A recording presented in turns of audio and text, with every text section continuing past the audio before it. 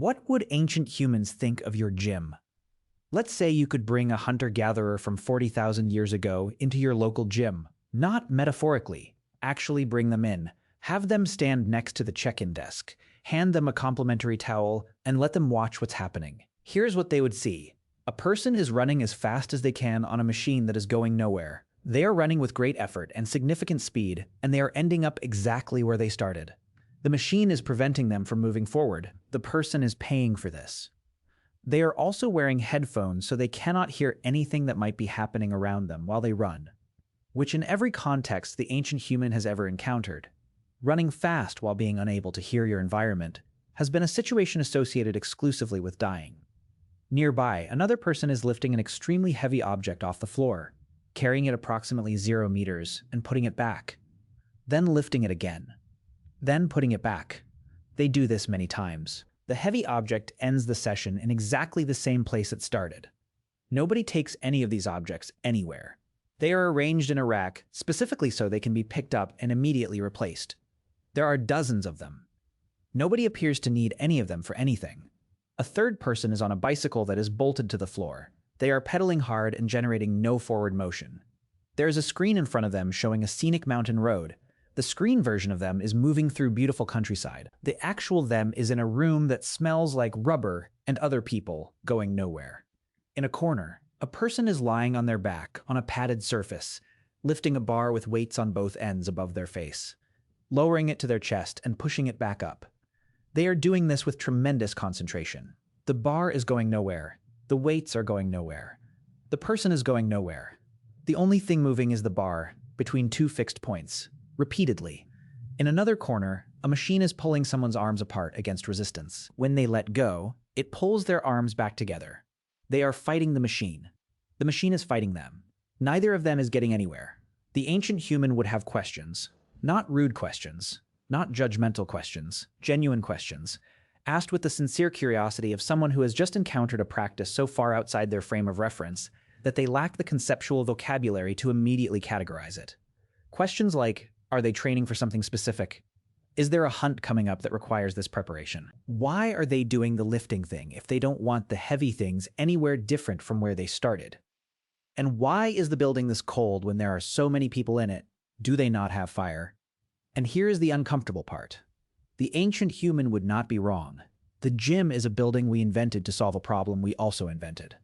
We built a world, gradually, over a few centuries, and then very rapidly in the last 100 years, in which movement was systematically removed from daily life. Cars that carry us from point to point without our legs being involved. Elevators that carry us between floors without our legs being involved. Desk jobs that require 8 hours of sitting followed by a drive home. Delivery services that bring food to the door. Remote controls, then phones. Then voice commands that eliminate the movement of getting up and walking to a thing. And then, having removed movement from daily life, we built an industry worth approximately $100 billion globally to put it back in, voluntarily, at a scheduled time, in a dedicated facility for money. The ancient human, watching someone pay for access to a bicycle that goes nowhere, would have a comment. We will get to what that comment would be. First, we need to understand what movement actually looked like before gyms existed, which is to say for the first 300,000 years of human history. Hermann Ponzer at Duke University has spent years studying the energetics of human movement across different populations.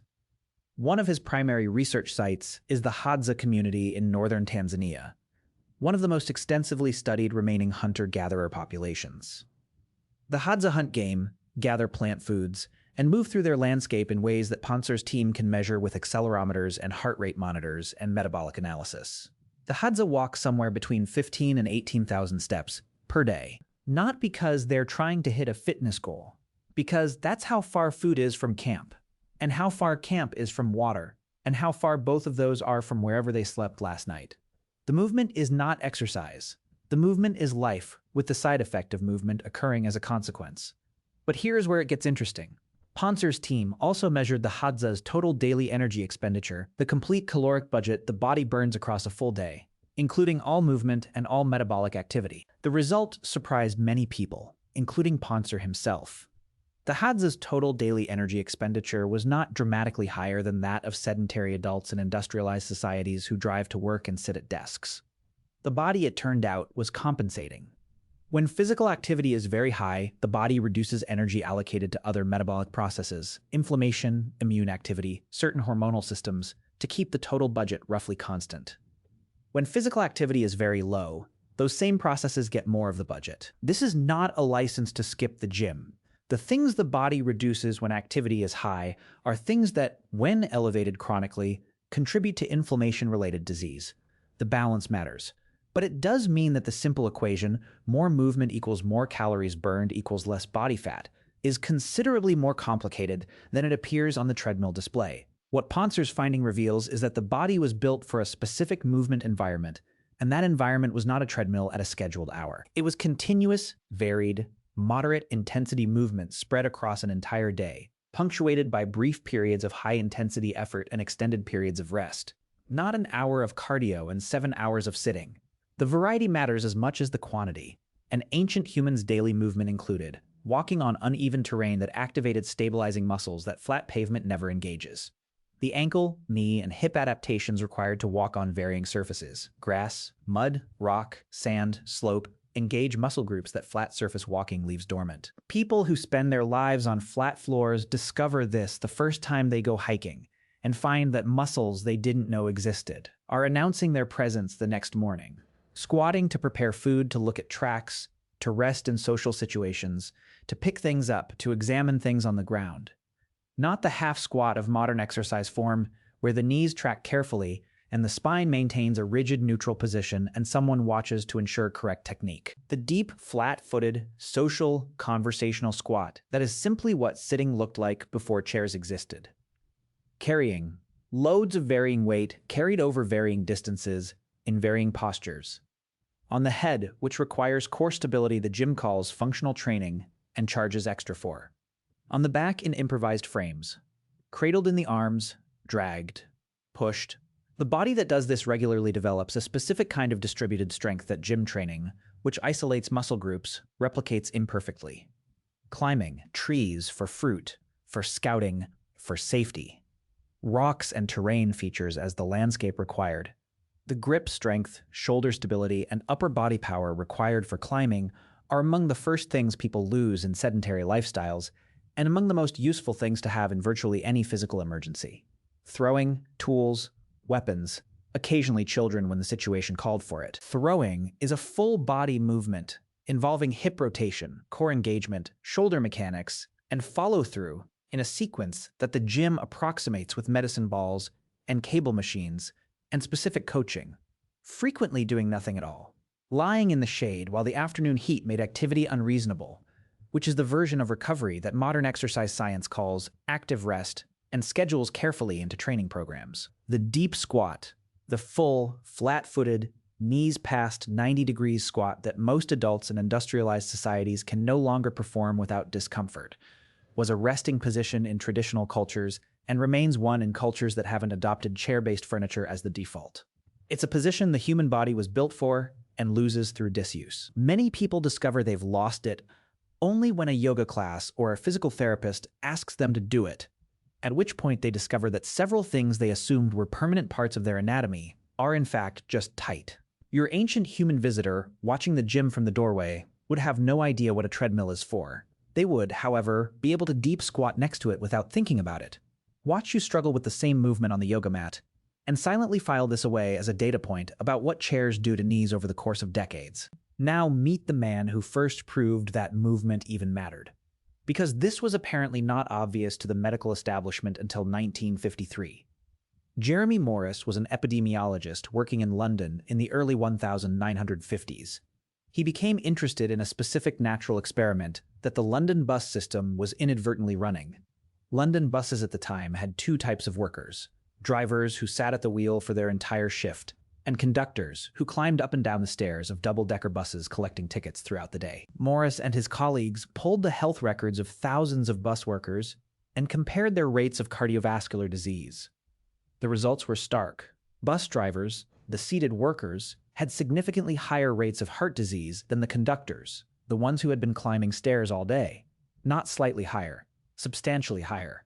The men doing the same job in the same city, eating similar food, exposed to similar stresses, were dying of heart disease at measurably different rates based on whether they sat or climbed stairs for 8 hours. Morris published his findings in The Lancet in 1953. The response from the medical establishment was skepticism followed, over subsequent years, by replication and acceptance. His study launched several decades of research into physical activity and health that culminated in the exercise science field, the public health recommendations about minimum weekly activity, and eventually the global fitness industry. Here's the timeline. Ancient humans moved all day because they had to. Industrial civilization systematically removed that movement over the course of a century or two. In 1953, a researcher proved with data that the removal was killing people. The response over the following decades was to build dedicated facilities where people could go to voluntarily do movement that life no longer required. The gym is less than 100 years old as a mainstream institution. Movement is 300,000 years old as a daily necessity. We needed 70 years of epidemiology to rediscover something that was never in question before. We engineered it out of existence. Now let's give your ancient human visitor a tour. The treadmill, a machine for running without going anywhere. Your visitor would approach it cautiously. Press the start button, which they would find after you show them. The belt would start moving. They would step on and immediately understand the basic concept. It's moving under their feet, and they need to match the speed. They would increase the speed setting past what you'd recommend. The staff member would be concerned. The ancient human would not understand why there is a maximum speed. Given that the point appeared to be running, they would be gently redirected. The free weights. They would pick these up with the easy competence of someone who picks up rocks and branches and game carcasses as a regular activity. They would be confused by the rack. Why are the weights organized by size if you're not going to take them anywhere? You would explain the concept of progressive overload, adding weight incrementally over time to build strength. They would look at you with the expression of someone who has been building strength incrementally over time by doing things that needed to be done, and find the concept of doing it with specialized equipment in a building somewhat indirect but not incomprehensible. The cable machine. This one they would find genuinely interesting. Resistance that moves in multiple planes, adjustable to different angles.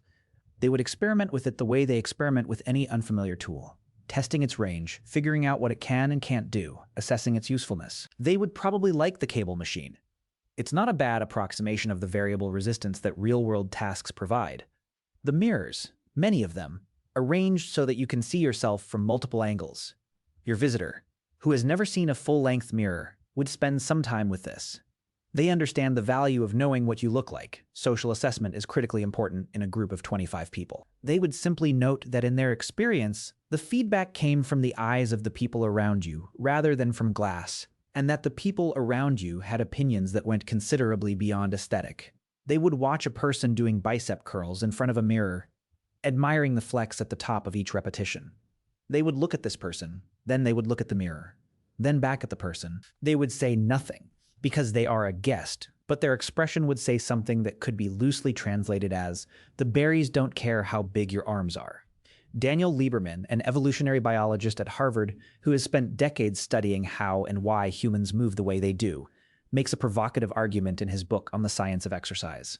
The argument is that humans never evolved to exercise voluntarily. Voluntary exercise, movement for its own sake, for health benefits, with no immediate survival payoff, is a product of the specific modern conditions we've created.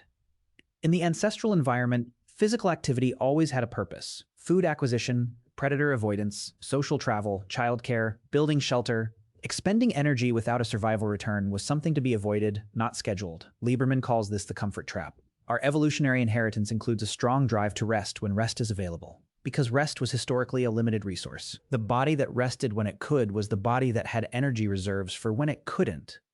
This drive served our ancestors extremely well for 300,000 years. It serves us considerably less well in an environment where rest is the default and exertion is the exception. The implication is not that exercise is bad or that going to the gym is a mistake. It is that the brain's resistance to going to the gym, the specific feeling of not wanting to, of finding reasons to skip, of discovering that the couch is more appealing than a workout on a cold Tuesday evening, is not laziness or weakness of character.